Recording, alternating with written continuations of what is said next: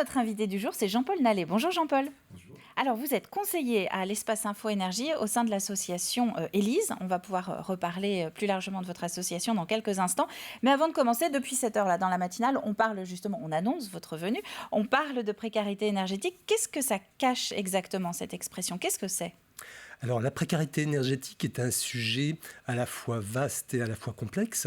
On pourrait le résumer sur une base qui est à partir du moment où un foyer ou un ménage avec des revenus limités consacre plus de 8% de ses revenus à payer ses factures d'énergie liées au logement, eh bien on considère qu'il y a précarité énergétique.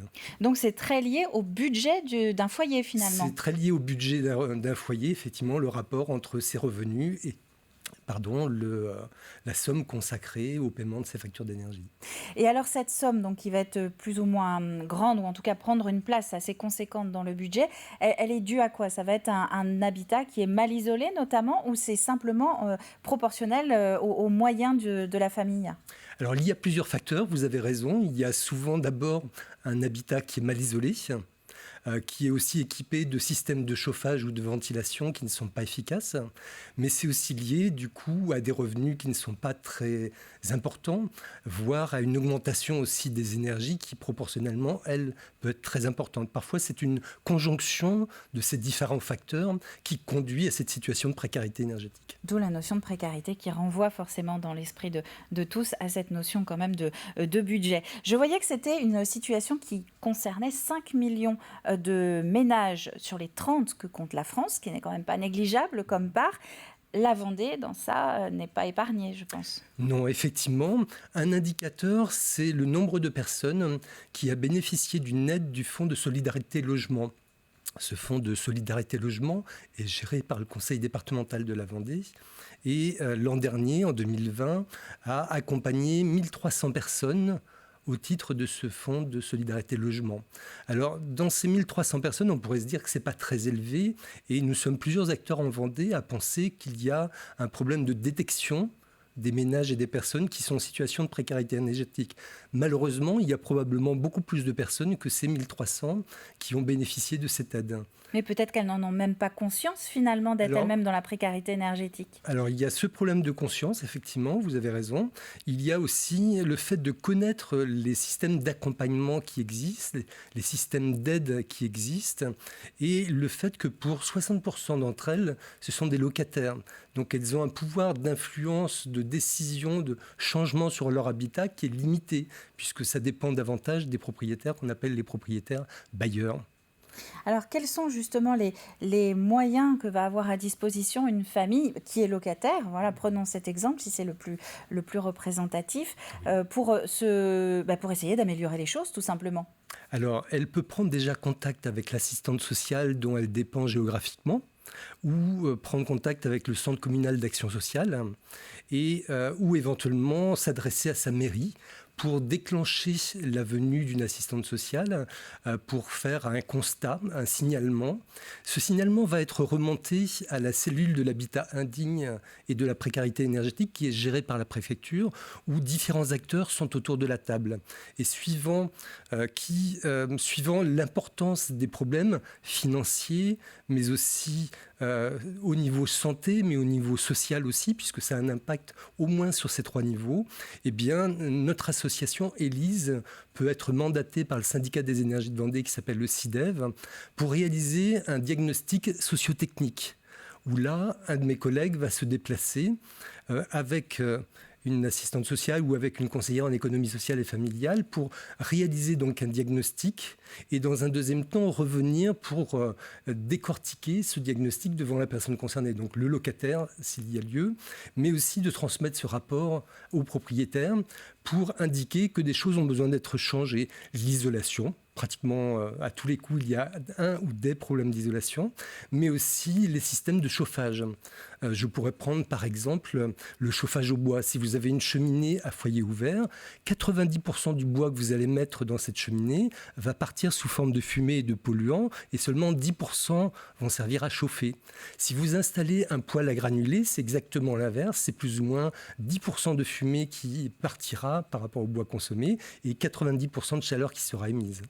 Donc c'est ça votre rôle, vous intervenez finalement missionné par les collectivités publiques plutôt qu'être en contact direct avec des personnes comme nous, tout simplement, avec le grand public? Alors, nous sommes ainsi en contact avec le grand public, en plus d'être missionnés par les collectivités territoriales, puisque nous avons dans notre association l'activité Espace Infoénergie, qui s'appelle maintenant l'Espace Conseil Faire, et qui nous permet tous les jours, par téléphone, mais en rendez-vous physique, d'être au contact d'une majorité de propriétaires, mais aussi quelquefois des locataires, qui cherchent des solutions.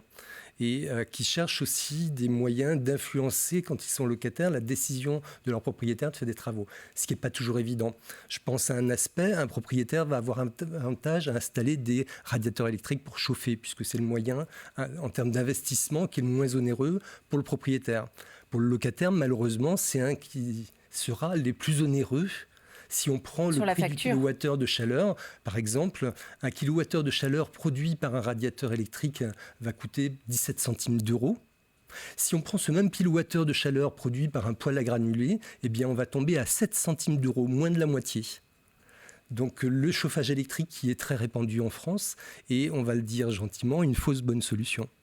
Donc moi, ce que je retiens de ces quelques exemples que vous donnez, c'est que finalement, la maison, le foyer, on va le préparer pour essayer de réduire derrière donc cette facture, cette précarité énergétique, essayer de s'en sortir un peu. Vous avez nommé plusieurs fois donc ce fameux poêle à granulés, donc foyer fermé, notamment alors à la place de la cheminée classique, mais aussi des grille-pains, on dit parfois, oui, le fameux grille-pain, le radiateur électrique. Vous avez d'autres petits exemples comme ça qui sont très concrets et sur lesquels justement on peut agir pour essayer d'améliorer les choses et sortir de cette précarité? Oui, c'est vrai que quand on se met par exemple à isoler les combles, on sait que c'est le premier poste de déperdition de chaleur, de calories, les combles. Eh bien, lorsqu'elles sont isolées, on peut gagner parfois jusqu'à 20, 25, 30% d'économie d'énergie. Vous voyez, rien que ce poste-là de travaux peut être important. Un type de travaux qui peut être source de confort, peut-être davantage que source d'économie d'énergie, c'est le changement des fenêtres. Quand on a des fenêtres en simple vitrage, ça peut provoquer une condensation, des phénomènes d'humidité, de moisissure. Le changement de ces fenêtres, associé à une recherche d'une bonne ventilation, puisque souvent, lorsqu'il y a baisse de température, parce que les personnes essayent de payer moins de factures d'énergie, eh bien, qui dit baisse de température, l'humidité est moins bien absorbée et du coup peut ruisseler sur les murs, poser un problème sanitaire puisque ça va générer jusqu'à des moisissures. Ce que vous disiez au début, phénomène ça a un effectivement impact de santé qui peut être pris en compte. Bon alors ce sont quand même des travaux assez importants, changer les ouvertures, installer un poêle, etc. Quand on est locataire, si on y revient, vous avez évoqué tout à l'heure la démarche. J'ai l'impression qu'il y a pas mal de strates quand même, de démarches. Ça doit prendre un temps certain entre la première démarche d'une famille qui est locataire d'un appartement ou d'une maison pour essayer de faire changer les choses et les travaux en tant que tels. C'est vrai que ça peut prendre des semaines ou des mois.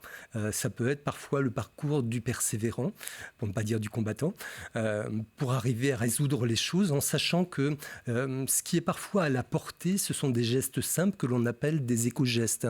Et là aussi, mon collègue, quand il réalise des diagnostics sociotechniques, il revient après avoir réalisé son diagnostic, un certain nombre de fois fait des préconisations sur comment gérer le chauffage, comment gérer la ventilation, comment gérer aussi la consommation d'eau, puisqu'un certain nombre de fois, il y a des problèmes de facture d'eau qui peuvent se trouver impayés. Eh bien, tout cela, à défaut de pouvoir, en tant que locataire, influencer le propriétaire sur des changements, c'est quelque chose qui peut être rendu très accessible assez rapidement. Alors, juste sur les quelques secondes qu'il nous reste, une adresse quand même pour le grand public qui nous regarde, on peut se tourner vers vous. Vous avez parlé notamment de l'ex-espace Info Énergie, c'est ça, pour venir à votre rencontre, Élise. Nous sommes 3 rue du Maréchal Juin, à La Roche-sur-Yon, dans l'immeuble du CIDEV. Nous sommes joignables au 02 51 08 82 27 et nous sommes là donc le lundi après-midi, mercredi et vendredi. Eh bien, merci beaucoup Jean-Paul Nallet, merci pour cet exploit aussi du numéro de téléphone en direct de tête et sans notes sur le plateau de la matinale.